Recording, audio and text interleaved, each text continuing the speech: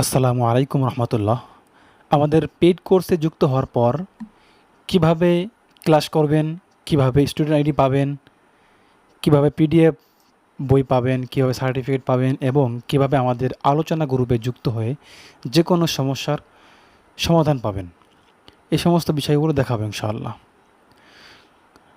আপনি পেমেন্ট করে রেজিস্ট্রেশন করার পর আমি যখন অ্যাপ্রুভ করব, আমাদের এখান থেকে অ্যাপ্রুভ করার পর আপনি এই বাটনে ক্লিক করলে প্রিমিয়াম ড্যাশবোর্ড পেয়ে যাবেন।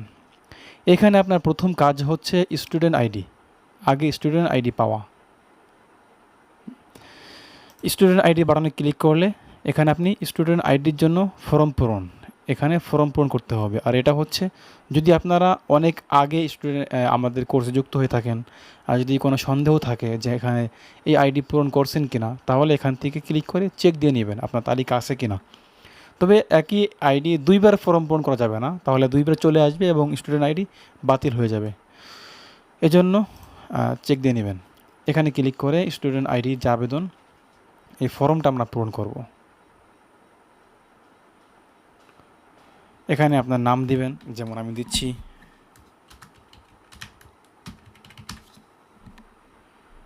মাহাদি হাসান। ঠিকানা দিচ্ছি একটা আমি লিখে, এরপর imo number, Facebook profile link, mail, পেশা, কোনো ঘর ফাঁকা রাখা যাবে না, বয়স,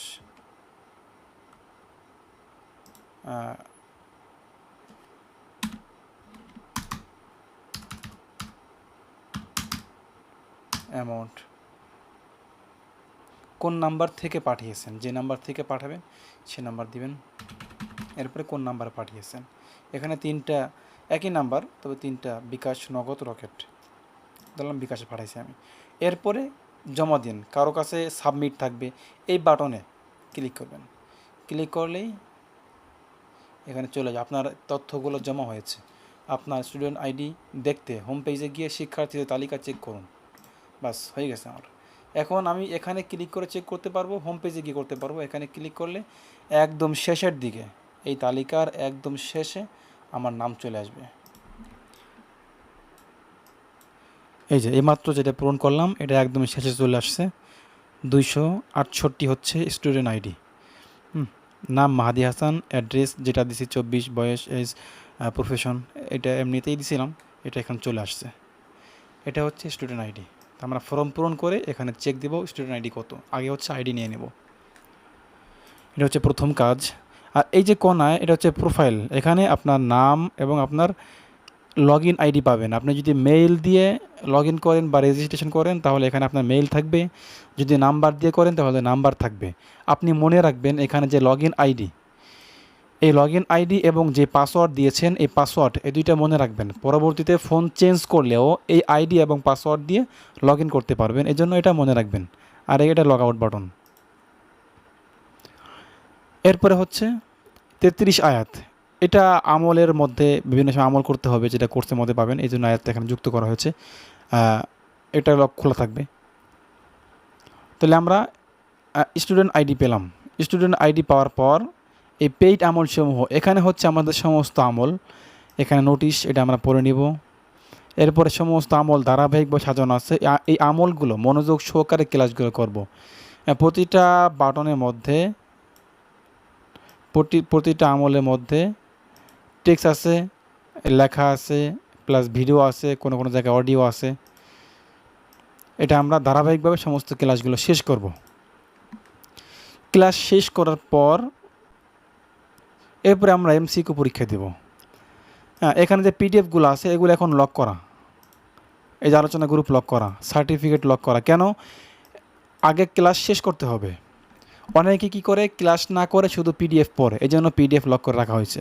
অনেকে কী করে ক্লাস না করে শুধু গ্রুপে গিয়ে প্রশ্ন করে, অথচ তার প্রশ্নর জবাব আমাদের গ্রুপেই আছে, আমাদের আমলের মধ্যে, ক্লাসের মধ্যে আছে। এই জন্য টেকনিক্যাল কোনো প্রবলেম হলে আমাদের যে পার্সোনালে মেসেজ দিলে আমি বা আমরা এটা সমাধান করব। কিন্তু আমলের বিষয়ে, ক্লাসের বিষয়ে কোনো সমস্যা হলে আগে ক্লাস শেষ করতে হবে।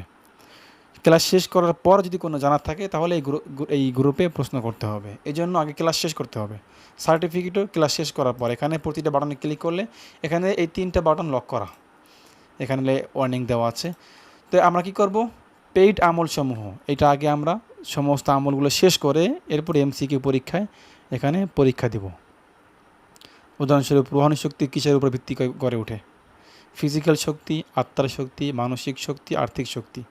ফিজিক্যাল শক্তি, রুহানি শক্তি গড়ে ওঠে আত্মার শক্তির উপরে। ক্লিক দিলে পরবর্তী স্টেপে এখানে একটা বিষয় জানা দরকার, সেটা হচ্ছে যদি আমরা কোনো একটা ভুল করি তাহলে আবার শুরু থেকে শুরু করতে হবে, একদম পিছনে চলে যাব। কোনোটা ভুল করলে ভুলটা সংশোধন করে দেবো। যেমন আমরা এখানে একটা ভুল করি, কোন সময় শরীর বন্ধ করা জরুরি? সকাল দিলাম, কি আসছে? আপনার উত্তর ভুল। সঠিক উত্তর হচ্ছে চিকিৎসার পূর্বে, অর্থাৎ চিকিৎসার পূর্বে শরীর বন্ধ করা জরুরি। এটা রুগীর এবং মোদাব্বিরের দুজনেরই। আবার শুরু থেকে শুরু করতে হবে, এই যে এখান থেকে। এভাবেই 50টা এমসিকিউ সম্পন্ন করতে হবে।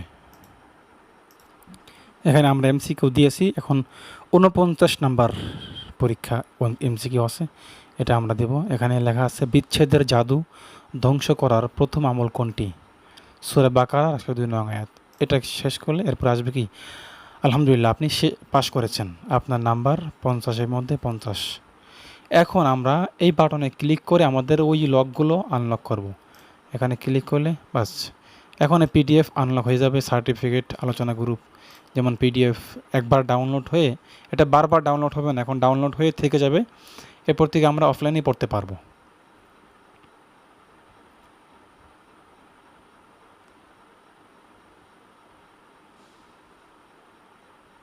ওপেন হয়ে গেছে।